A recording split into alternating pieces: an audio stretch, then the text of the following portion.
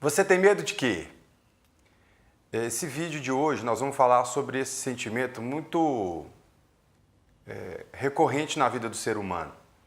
O medo, às vezes, ele paralisa a pessoa numa situação onde ela não deveria paralisar, que muitas das vezes o medo é imaginário e não é um medo concreto, né, de uma coisa que de fato pode vir a acontecer na vida do ser humano.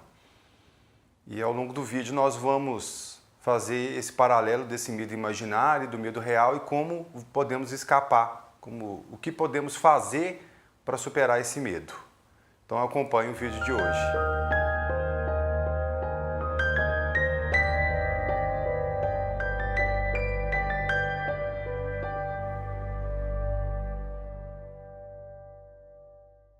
E aí pessoal, tudo bem? Bem-vindos mais uma vez ao Terapia pela Palavra. O tema de hoje, o medo, nós vamos ter que dividir em duas partes o vídeo para não ficar muito grande. Então, a primeira parte deve conter uns 10, 12 minutos e a segunda parte também. Senão vai ficar um vídeo muito extenso e cansativo. E aí nós vamos pegar, né, como sempre, um caso bíblico sobre medo, como que foi vencido esse medo e depois vamos falar o que a psicologia pode nos auxiliar. Mas antes, né, pode se inscrever no canal do YouTube, pode procurar lá nas redes sociais, Terapia pela Palavra, tanto no Facebook quanto no Instagram. E aí pode perguntar sobre o tema da semana, pode dar sugestões, fiquem à vontade. Bom, qual que é o caso que eu separei do medo para a gente trabalhar um pouco aqui a Bíblia e a Psicologia? Está lá em Números 13, versículos de 25 a 33. E aí orienta vocês o seguinte, pode procurar lá na Bíblia, dá uma lida, pausa o vídeo e depois volta para o vídeo para a gente se entender melhor. Mas dando uma explicada no contexto, seria interessante ler Números 13 e 14 para vocês verem o andamento daquilo que aconteceu. Mas o que quer dizer aí? Moisés e Arão, eles estavam com toda a congregação lá de Israel e iam para uma guerra. E algumas pessoas estavam com medo, né? Algumas pessoas que foram olhar antes a terra que eles iam guerrear, muitos falavam, não, nós vamos dar conta, é um povo muito numeroso, forte, tem gigantes, são preparados, nós não vamos dar conta. E teve um que falou, não, vamos subir lá, nós vamos vencer. E ele nem tinha olhado a terra e já tinha acreditado que já eram capazes de vencer. Então uns ficaram com muito medo, o outro não ficou com tanto medo assim e quis. A gente pode ver as duas formas nessa situação de lidar com medo. Um com a coragem, né, que está no versículo 30, que eu vou ler para vocês. Então, Caleb fez calar o povo perante Moisés e disse, eia, subamos e possuamos a terra, porque certamente prevaleceremos contra ela. Ou seja, o Caleb aí ele teve uma coragem, ele acreditou no potencial dele para poder ir lá contra aquele povo que ia vencer. Ele não quis saber das dificuldades, ele estava mais preso ao potencial dele. E no versículo 31, olha o que o povo diz, ó. Porém, os homens que com ele tinham subido disseram, não poderemos subir contra aquele povo, porque é mais forte do que nós. Sobre a mesma situação, posições completamente diferentes. E aí me faz lembrar um caso, eu não sei se é real não, mas geralmente contam como se fosse real. Um vendedor foi enviado por um coordenador de vendas de sapato para uma cidade de interior. E aí esse vendedor começou a rodar a cidade e viu que ninguém calçava sapato. Aí, 3 dias depois, ele ligou para o coordenador, olha, me manda embora aqui, ninguém aqui tem hábito de calçar sapato. Aí, o coordenador achou aquilo estranho, trouxe ele de volta e mandou outro vendedor.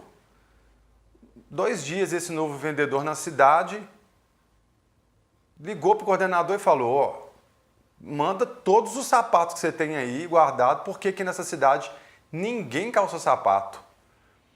Ou seja, um onde vê uma dificuldade, o outro vê uma oportunidade.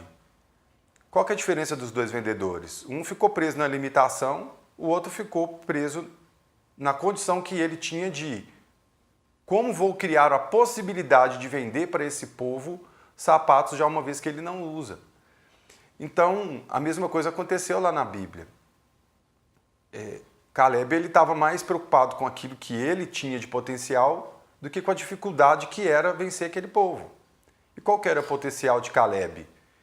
Era estar junto de Deus. Se você for ler lá no capítulo 14, Deus, numa conversa com Moisés, fala, por que vocês estão com esse medo? Qual que é de vocês aí? Estou usando minhas palavras, tá? Com certeza Deus não diria assim. Estou com vocês, eu não estou entendendo esse rebuliço, esse medo. Se eu estou com vocês, qual que é o medo de vocês? Então, com certeza Caleb já sabia desse potencial. As outras pessoas elas estavam mais presas no medo delas do que de fato no potencial que elas tinham, que no caso deles lá era Deus. E o que o medo acaba gerando na gente? O que nessa história a gente pode ver? Olha, o medo ele mobiliza, ele interfere negativamente no desenvolvimento, né? No desenrolar da história, ele inibe o potencial, ele às vezes tira até a nossa paz, porque a gente fica tão preso e um pouco atemorizado com o que pode acontecer de ruim, que a gente não pensa de uma forma mais tranquila e a gente fica um pouco agitado. Então o medo tem mais de uma construção imaginária do que real. Na parte 2, né, na semana que vem, eu vou falar um pouco mais sobre como que a gente pode vencer esses medos e criar estratégias. O medo, ele é natural a gente sentir e às vezes até importante, porque ele serve de um alerta para que a gente paralise um pouco, veja e faça tipo uma fotografia da situação que está emergente. Ou seja, ele passa a ser positivo quando ele te auxilia a avaliar melhor uma situação. Mas ele passa a ser negativo quando você paralisa diante dessa situação e não cria possibilidades para fazer aquilo que você se sentiu paralisado. Então, o medo ele pode ser positivo, mas também se deixar passar ao ponto de te paralisar, ele fica ruim. E qual que é o antídoto, né? Para vencer o medo? É a coragem. É dar o passo seguinte. Mas não é dar o passo seguinte às cegas. É dar o passo seguinte elaborando um plano para você seguir em frente. Tem outros casos na Bíblia que é interessante que mostra essa questão da coragem. E se vocês quiserem, ler lá na Bíblia. Eu só vou citar para vocês a referência. Tem lá Davi contra Golias, que está em Samuel 17, versículo 41 a 49.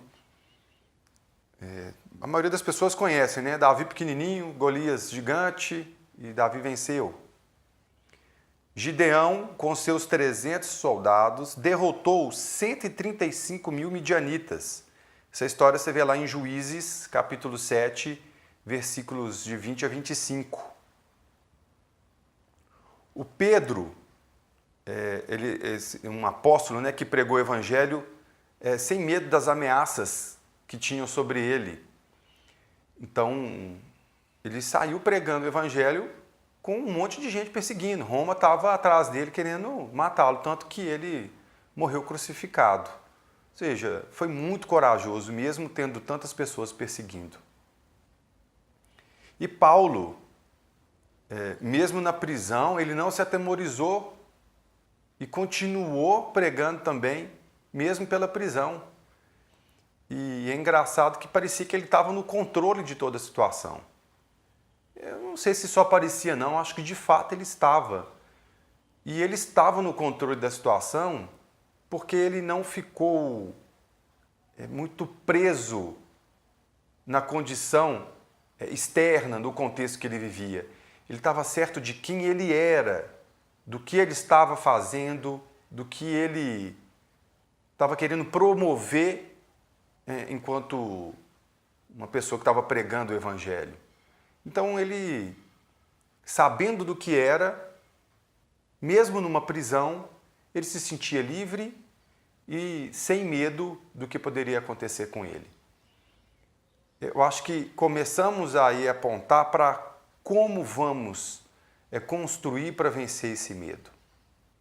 O medo, ele é vamos dizer, um sinalzinho de alerta para nós, né, que ainda somos debilitados de certas faculdades mentais, não usamos o cérebro como a gente pode usar na sua potencialidade toda, mas a gente tem recurso para pensar como a gente pode vencer e não paralisar nele.